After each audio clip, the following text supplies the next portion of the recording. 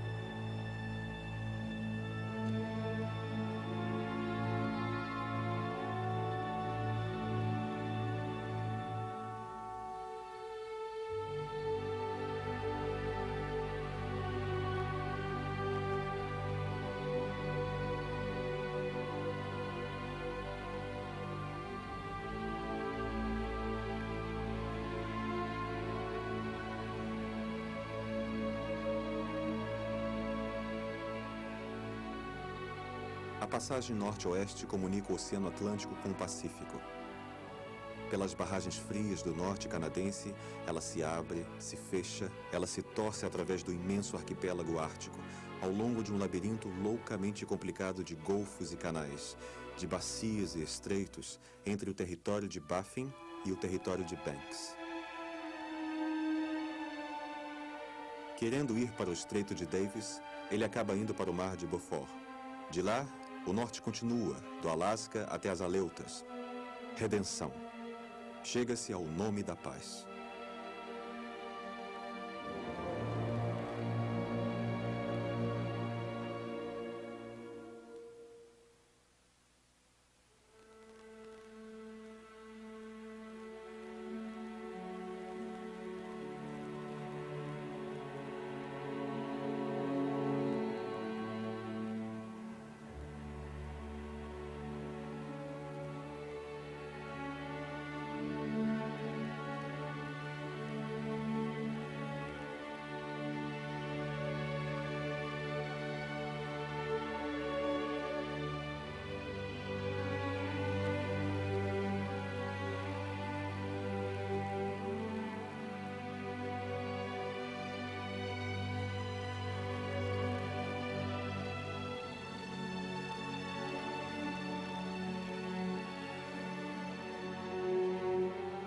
No dia 16 de junho de 1903, Roald Amundsen tinha 31 anos.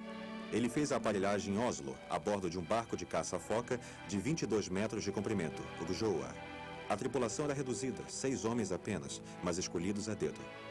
Todos tinham entre 25 e 40 anos e possuíam uma larga experiência em viagens ao Ártico. Cada um tinha sua especialidade no terreno científico, mas todos tinham de participar nas manobras do barco. No dia 25 de junho, o navio penetrava no Atlântico e, em 11 de julho, ultrapassava o Cabo de Farewell, na ponta sul da Groenlândia. Em 25 de julho, ele faz escala no pequeno porto dinamarquês de Godhavn, na ilha de Scott, passagem obrigatória das expedições polares para o Ártico. É aí que o Gjoa traz a bordo, além de 10 cachorros esquimós, os trenós e seus equipamentos, 20 barris de petróleo, mas também grandes quantidades de salmão defumado. O barco levanta âncora no dia 31 de julho, com um tempo ótimo. Centenas de icebergs estão à deriva em um mar completamente calmo. Em 8 de agosto, ele chega à Baía de Melville, na altura do Estreito de Lancaster. Alguns dias depois, o Gjoa ancora em um ponto de encontro de baleeiros escoceses que haviam construído um importante depósito de mantimentos e de petróleo para a expedição de Amundsen. Essa perspicácia do capitão permitiu que o pequeno navio não enfrentasse os arredores perigosos do mar de Baffin com um carregamento muito importante que poderia ter comprometido sua segurança. 25 de agosto, às 5 horas da manhã, ele chega ao Estreito de Lancaster, a antecâmara do arquipélago ártico que tantos marinheiros corajosos tinham atravessado antes de Amundsen.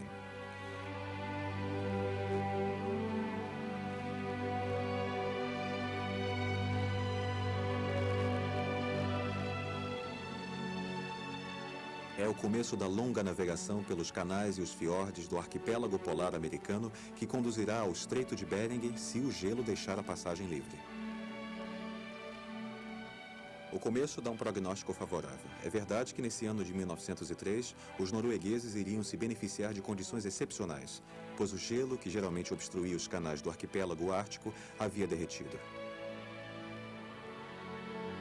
Quando ele penetra no Estreito de Peel, que aparece entre a ilha do Príncipe de Gales e a ilha Somerset, Amundsen constata com alívio que o canal estava desimpedido.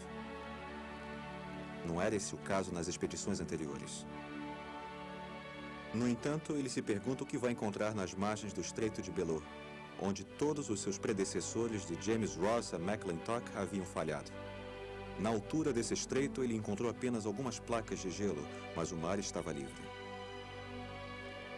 Amundsen pôde então seguir o seu caminho ao longo da península de Boothia, em direção do Estreito de Ross, que a separa da ilha do Rei Guilherme. Esse estreito, que Ross interpretou como um prolongamento da terra de Boothia, representava o caminho mais seguro para se atravessar a passagem norte-oeste. Em 30 de agosto, um incêndio se declarou perto da sala do motor, onde estavam armazenados 10.000 litros de petróleo.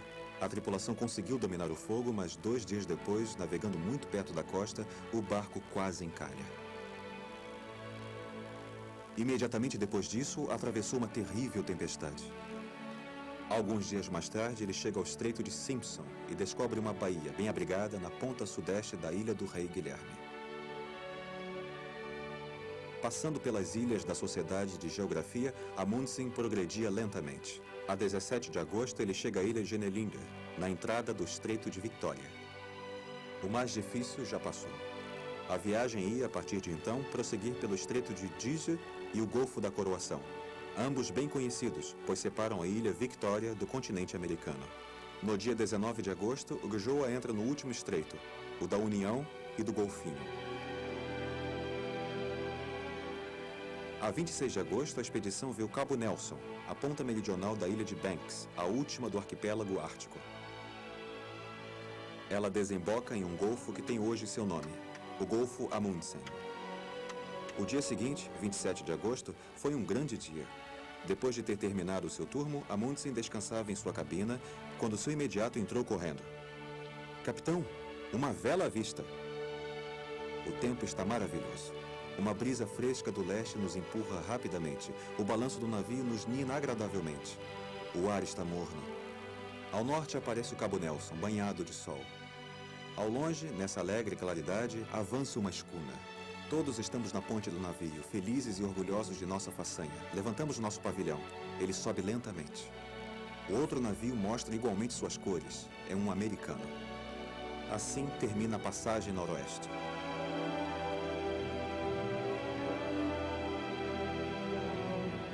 Obrigado a enfrentar 100.000 obstáculos disseminados pelo mar e na banquisa, ao acaso da meteorologia do dia, através da passagem noroeste, a embarcação segue uma direção de extrema complicação. Ele conseguiria passar com a condição de encontrar o caminho, único e raro, exato e adaptado, parecido com o trajeto de uma mosca caprichosa. Sempre manobrando, ele teve de virar, girar, voltar, partir de novo. Se ele passar, ele abre a passagem, como se tivesse achado a chave certa para uma porta de difícil abertura. Ao examinar uma chave desse tipo, vê-se que quanto mais formas e recortes dentilhados precisos e complicados ela tiver, melhor será a fechadura para defender e proteger a porta. A passagem noroeste desenha justamente a forma de uma fechadura, particularmente difícil de abrir, que pede uma chave muito bem desenhada. A navegação do navio traça o desenho dessa chave. Hoje, para as proteções mais eficazes, trocam-se as chaves de antigamente pelos cadeados com segredo, cujo número longo e complicado substitui o desenho espacial da chave. Entre as milhares de combinações possíveis com números, apenas uma consegue abrir a porta. É mais fácil achar uma agulha e um palheiro. Esse número único e raro, exato e adaptado, inteligentemente escolhido, é equivalente aos recortes dentilhados e detalhados da antiga chave. Então, o código combina notas elementares, como notas de música ou letras do alfabeto. Como descrever, pelo menos de longe, as línguas das ciências como as chaves de diversos mundos, inertes, terrestres, químicos, vivos? Cada uma tenta abrir a compreensão desse mundo, enquanto ela decodifica a formação que ele emite. O desenho único do caminho na passagem noroeste, onde o denteado único da chave se exprime pelo número do código. A ciência decifra a formação do mundo.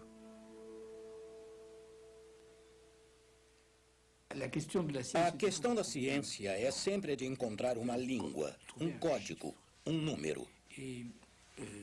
É esse código que decodifica o segredo.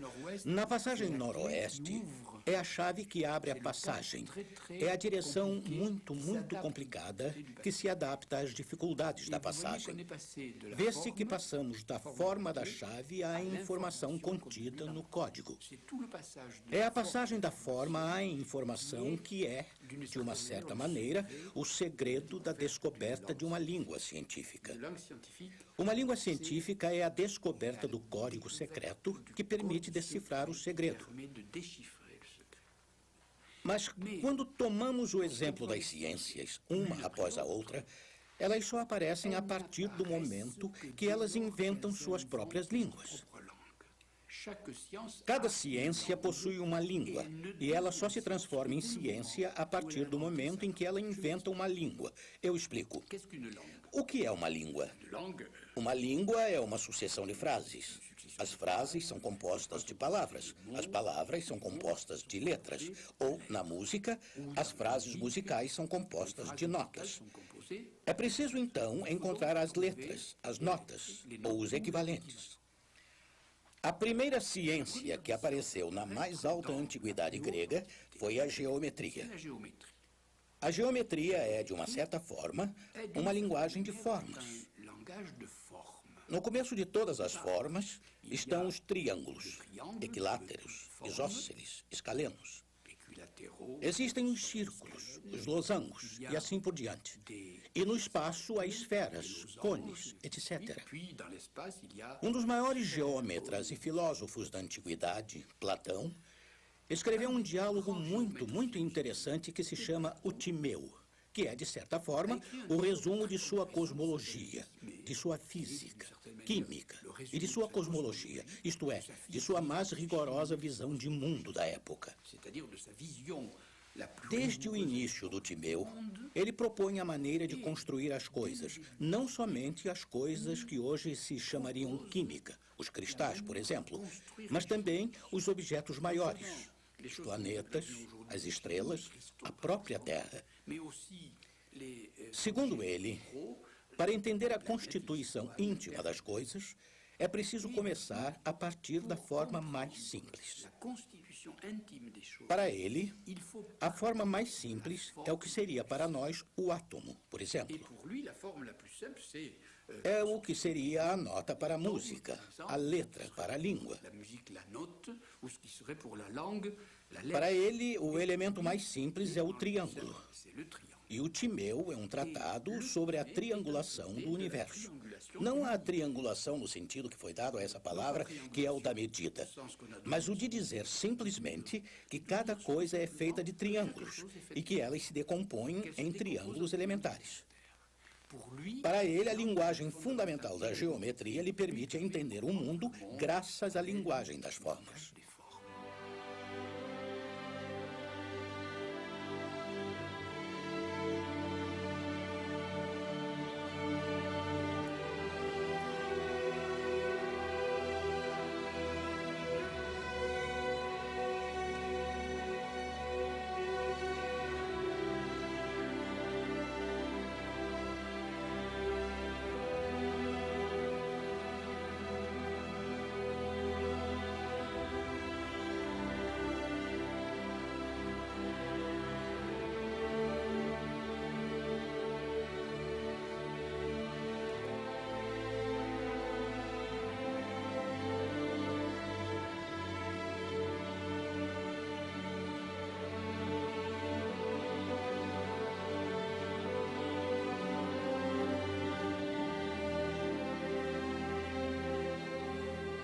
Humildemente, a Terra se informa sobre ela mesma.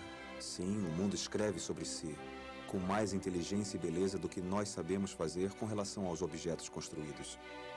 Por trás do que se levanta à sua frente, o Sol projeta sombras sobre as páginas da Terra, humildemente.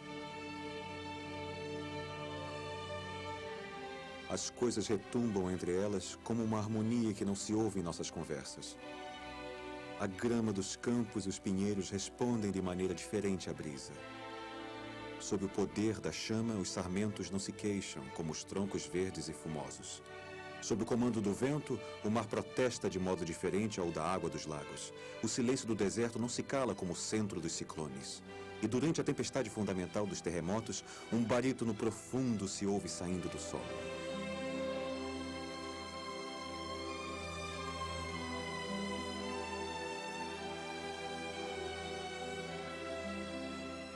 Vinda das estrelas, a luz muda segundo Betelgeuse e Rigel, Antares ou as nuvens de Magellan. O brilho solar depende das latitudes e das estações, do gelo, do diamante, do oriente das pérolas. Os cristais cintilam com cores diversas. O arco-íris se desvanece.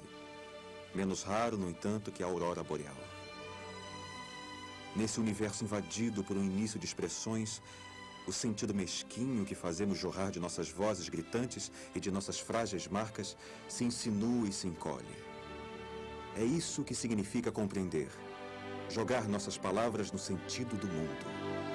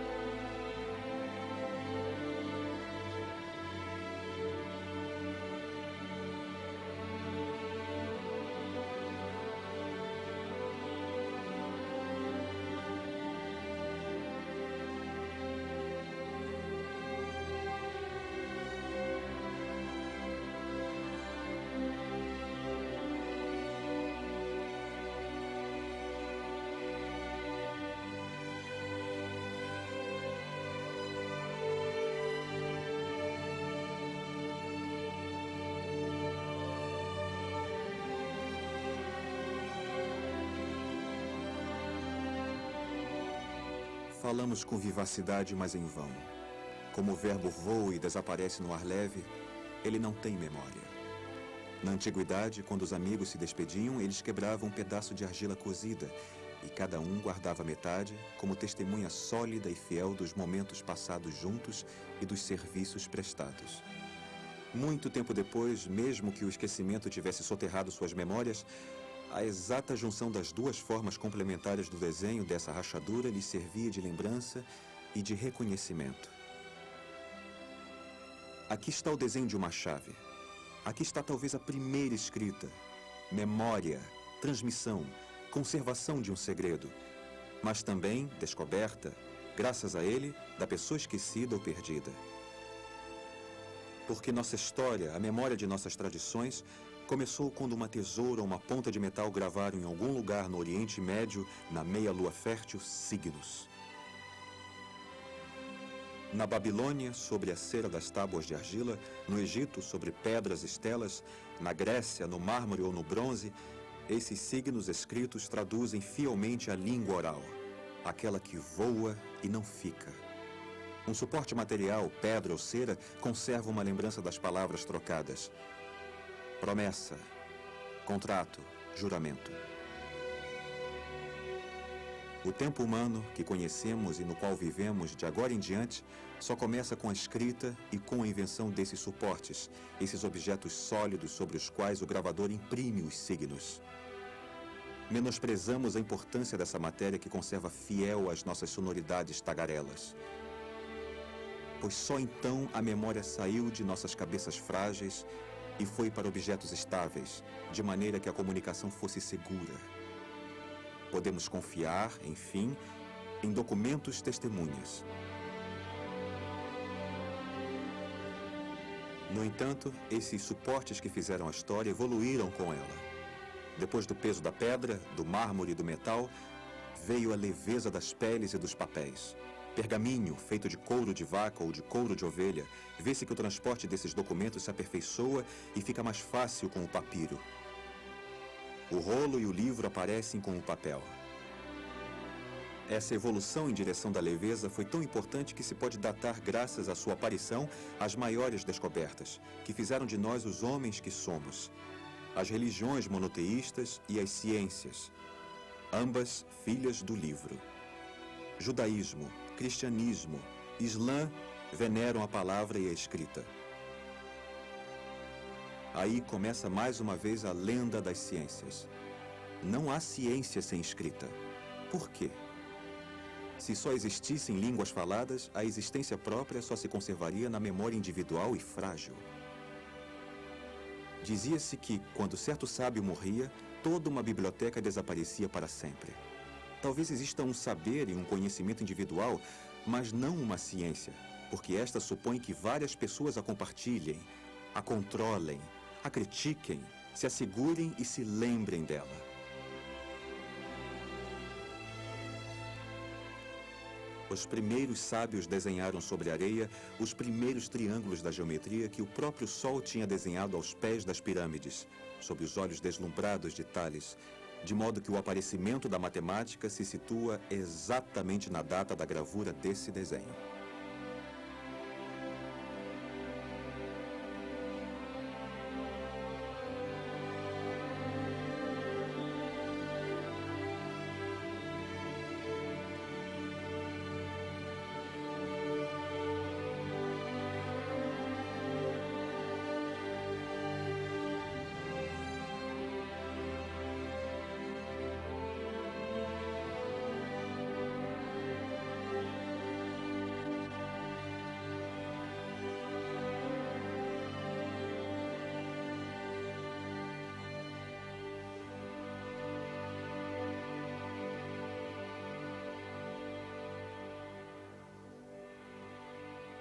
Isto é o que a antiguidade disse de melhor com relação à língua das ciências.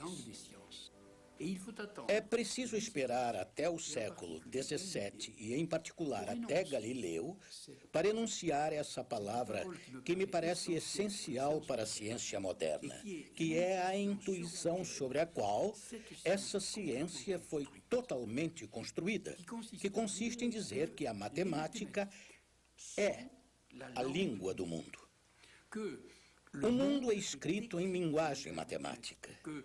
Quando o mundo fala, ele fala de matemática. E a física matemática é simplesmente isso. Há experiências, há esquemas, há o reconhecimento das formas, mas, sobretudo, há leis. E essas leis são enunciadas de maneira algébrica, matemática. Essa será a intuição fundamental do século XVII. Se quisermos decodificar o mundo, decifrá-lo, temos que falar a sua língua. E a língua do mundo é a língua matemática.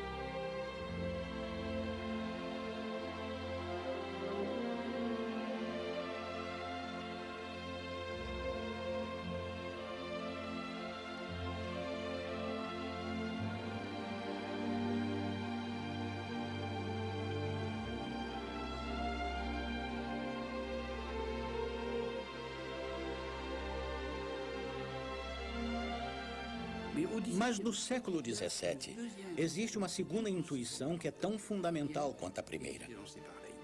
Ela é enunciada por Leibniz e consiste em dizer que a língua fundamental da ciência é uma combinação de notas em números muito restritos.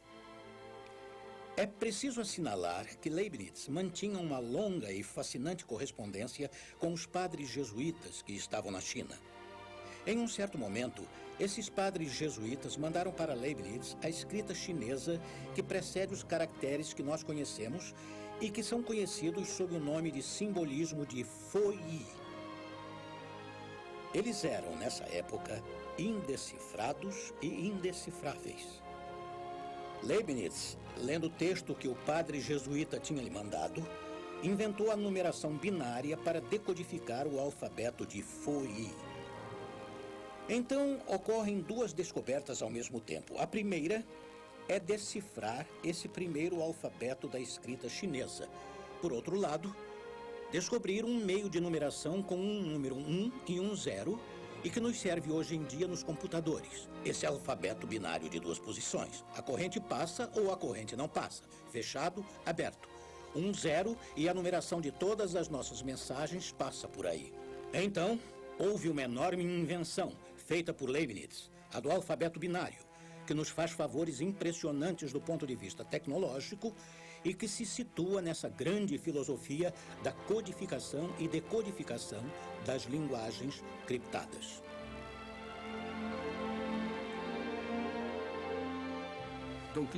Então, a ideia da combinação e do código de Leibniz, a ideia de Galileu, é que o mundo fala em linguagem matemática. Essas são as duas intuições fundamentais do século XVII, com as quais nenhuma das ciências hoje discordou. No século XVIII, duas outras línguas aparecem. É interessante ver que essas duas línguas aparecem provavelmente por causa de um filósofo do conhecimento, o clérigo de Condillac, que em sua lógica insistiu no fato de que uma língua clara deve ser composta de palavras e que essas palavras devem ter um sentido. Em resumo, ele tem uma análise lógica extraordinariamente simples e pertinente das línguas. Condillac é lido com atenção por quase todos os eruditos da época. Linneu, no que diz respeito aos seres vivos, e Lavoisier, no que diz respeito à química, começam a refletir sobre a nomenclatura.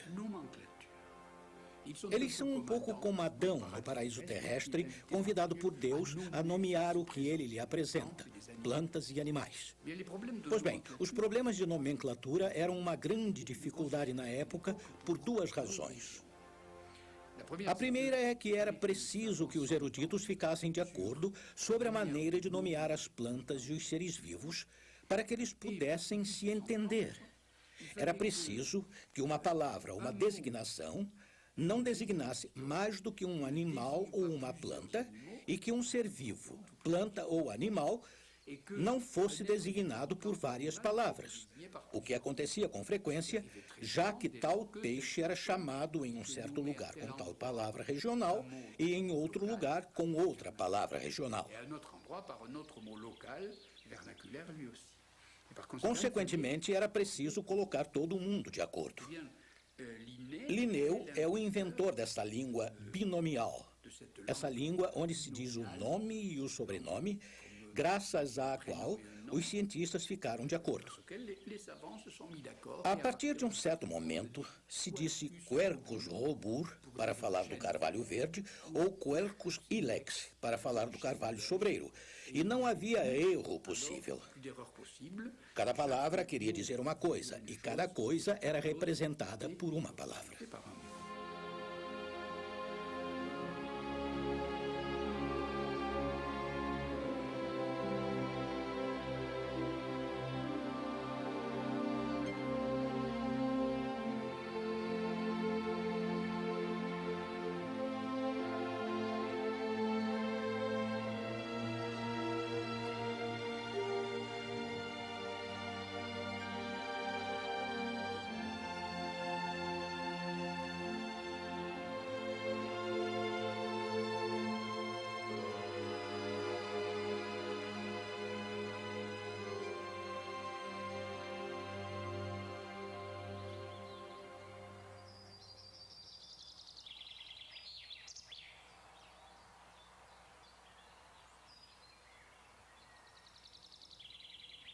A segunda invenção, ainda sob a influência de Condillac, é a de Lavoisier. É a nomenclatura química. O nome nomenclatura era muito pronunciado, tanto por biólogos que não eram biólogos de história natural, quanto por químicos da época. Nesse caso, também era preciso nomear os elementos, encontrar os elementos e ter uma língua que permitisse compreender também um certo número de transformações químicas. O curioso é que Lavoisier, que foi o inventor dessa nova nomenclatura química, usa também nomes duplos. Por exemplo, óxido de alguma coisa ou sulfato de álcool. Ele também inventa uma nomenclatura de 2 termos. Por que dou tanta importância a essas línguas? A língua matemática para a física, a de Lavoisier para a química ou a de Linneu para a história natural? Porque o resultado da invenção dessas línguas é que elas tornam ilegível a ciência que as precede. Uma vez que se fala, que se designa os corpos químicos da mesma maneira que Lavoisier, todos os tratados de química que o precedem são incompreensíveis.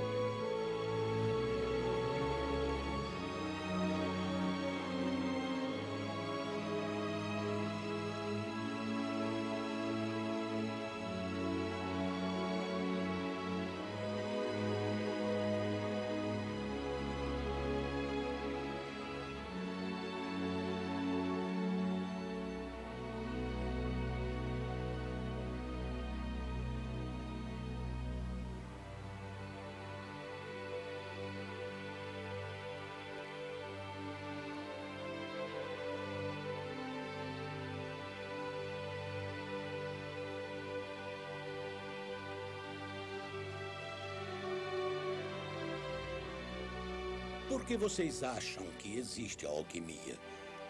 Porque nós assimilamos tanto a língua da química moderna a partir de Lavoisier que não podemos mais entender do que se trata quando os químicos que precediam a invenção da língua falam. Do que eles falam? Não sabemos. Não podemos mais entender.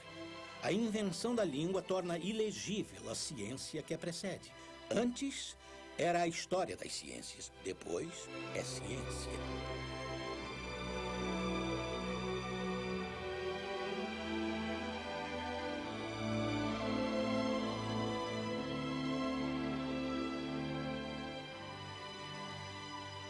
A invenção de uma língua ou de um código é o efeito do ato de nascimento dessa ciência.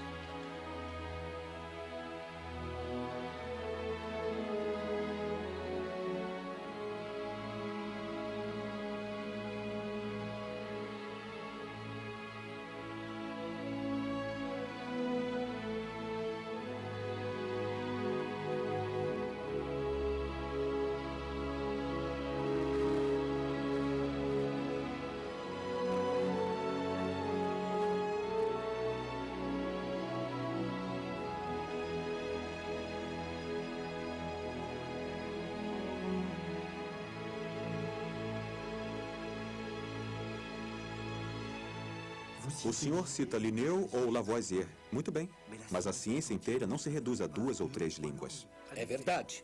As descobertas da ciência não se reduzem à descoberta da língua. Tomemos um exemplo para entender melhor. Quando Newton descobre o que provavelmente é uma das maiores descobertas de todos os tempos, a gravitação universal, e que ele lhe dá uma avaliação, quando ele escreve que a força é proporcional às duas massas e inversamente proporcional ao quadrado da distância, quando há nomes para essas leis, ele a escreve em uma língua, portanto, na língua matemática.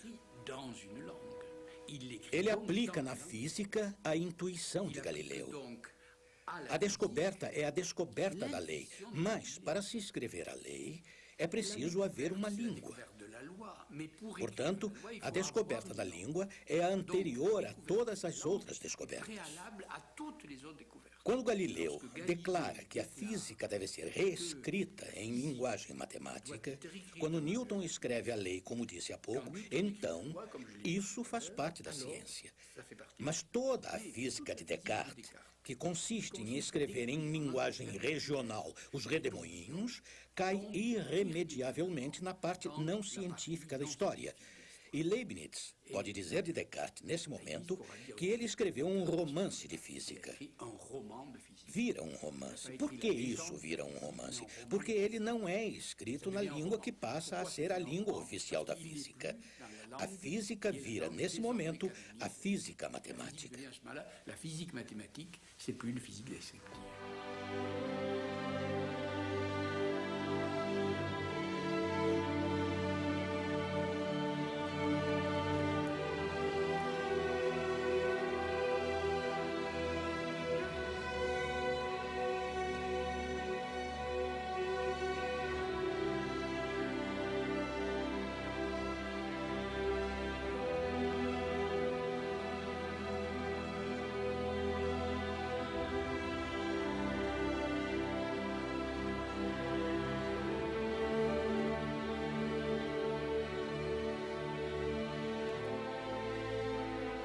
Não se pode reduzir todas as invenções científicas a uma língua, mas essa língua é a condição necessária para que as invenções ocorram depois. Sempre se pode compor música, mas para se compor música é preciso primeiro ter as notas da escala e o conjunto das combinações que podem ser feitas com as notas dessa escala.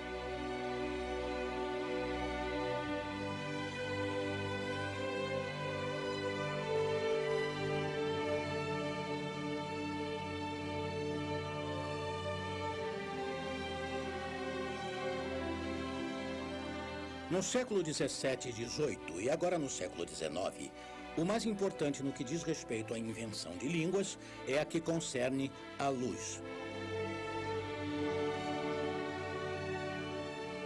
A partir do século XIX, começa-se a entender o que é um espectro, isto é, a decomposição da luz por um prisma, por exemplo, como o vemos no arco-íris.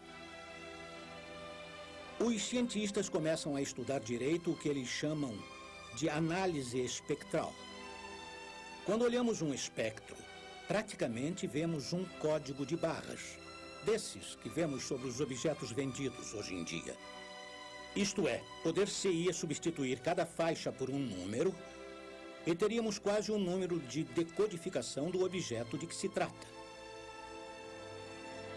Aí está a primeira ideia da astronomia, por exemplo, ou até mesmo da astrofísica, que tem por objetivo decodificar a mensagem transportada pela luz. E aí, a luz transporta um código. De repente, a luz transporta um segredo. E todo o esforço dos cientistas da época foi decifrar ou decodificar os segredos da mensagem codificada que a luz transporta. A luz que o olho pode ver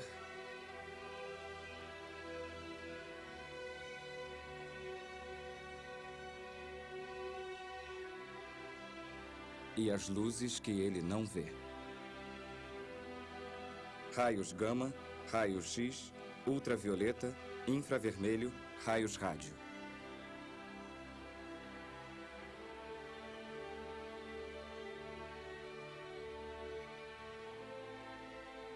No século XX, também há duas invenções linguísticas. A primeira, a que aparece a partir dos anos 50, também diz respeito aos seres vivos e vai muito além da língua de Linneu. É a invenção da bioquímica. É a invenção da universalidade do código genético. O código genético é, ao mesmo tempo, muito complicado por ser muito difícil de decifrar, mas é também extremamente simples, pois da mesma maneira que as notas musicais, ele começa com 4 notas iniciais, que são GATC, que formam as bases essenciais. E a partir das combinações dessas 4 letras, pode-se reconstituir efetivamente o segredo ou o código, ou a decifração de novo do código genético.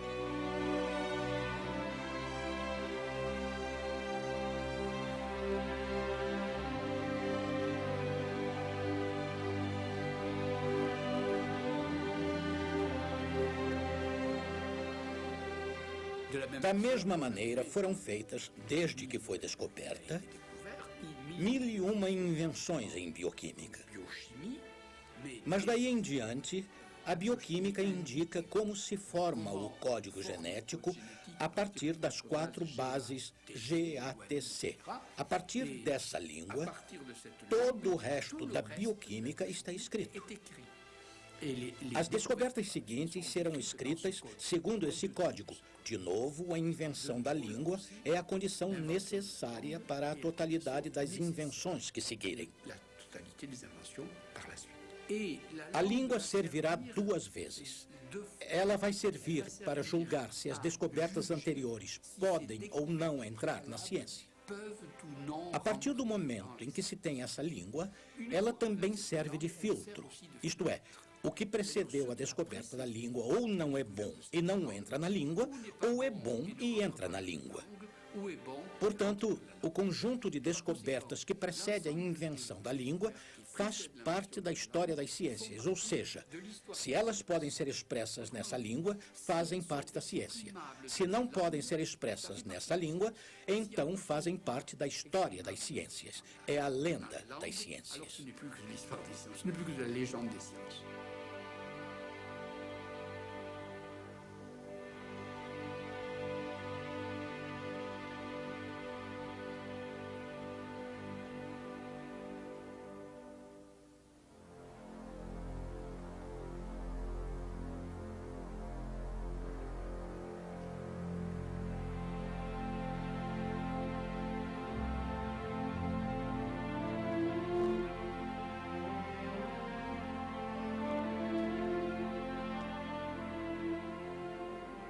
Existem várias linguagens para diversas ciências. Existe a linguagem matemática para a física, a linguagem linneana para a descrição das plantas e dos animais, a linguagem química, como foi criada por Lavoisier, a linguagem da bioquímica pela combinação das 4 bases elementares, e a última língua é a aplicação da descoberta de Leibniz, da aritmética binária até a totalidade da informação. A combinação infinita dos zeros e dos uns para constituir as memórias dos computadores.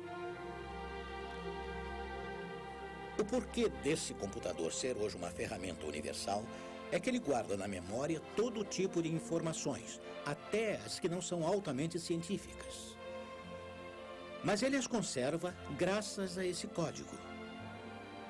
O código vai se tornando cada vez mais aquele que todo mundo usa para conservar, armazenar, se lembrar da informação, transmiti-la, traduzi-la e comunicá-la aos outros.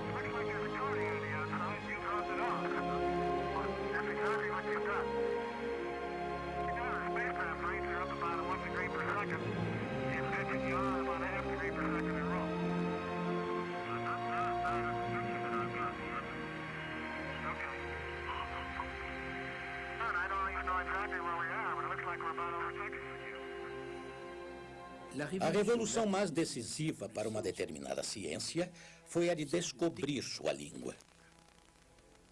Por quê? Primeiro, porque a descoberta dessa língua faz com que o conjunto de tudo o que precede fique ilegível. L'ensemble de tout ce qui l'a précédé. Então, isso permite distinguir entre a história das ciências e a ciência. Em segundo lugar, ela permite que um certo número de pessoas possa se entender. E uma disciplina, de repente, vira um país, como a França, a China, a Tchecoslováquia, onde o conjunto das pessoas fala uma só e mesma língua. Então, eles se entendem. E uma disciplina é, a partir desse momento, comparável verdadeiramente a uma cultura, a um país onde uma língua é usada. O mistério absoluto sobre o qual os filósofos não chegaram a nenhuma conclusão consiste em dizer que essa língua está de acordo com as coisas em si e põe os homens de acordo entre si. Por que essas duas coisas, essas duas performances, são possíveis ao mesmo tempo? Não sabemos muito bem. Aí está o mistério residual. Como é possível que essa matemática da qual falamos seja precisamente a língua das coisas? Para isso, não temos resposta. Em todo caso, a partir do momento em que essa língua é falada nas ciências, ela distingue de maneira definitiva as ciências da lenda das ciências. Porque a lenda quer dizer como se tem de ler. De um lado, com o código, temos uma resposta à pergunta: como ler o mundo? Como ler as ciências? Mas não é a mesma resposta à pergunta: como ler nossa história? Como ler nossa história? Pois bem, com a língua usual, a que usamos todos os dias desde o começo destes filmes, onde se falou de Mendeleev, de Lavoisier, de tal médico extraordinário, Laennec, de tal astrônomo fantástico, Kepler ou Newton. Contamos em língua usual as explorações, as imagens, os poemas. Ilustramos as biografias e explicamos a aventura extraordinária que é a descoberta científica. Podemos fazê-lo com imagens, com poemas, em língua usual, em francês, em chinês, em inglês, em todas as línguas regionais do mundo. Mas a partir do momento em que se quer entrar na ciência, é preciso aprender o código. Antes do código, havia a lenda das ciências, onde se pode contar o que contamos com os filmes. Mas se quiserem entrar na lenda das ciências, é preciso aprender o código. E é nesse instante que paramos e que começa a verdadeira pedagogia científica.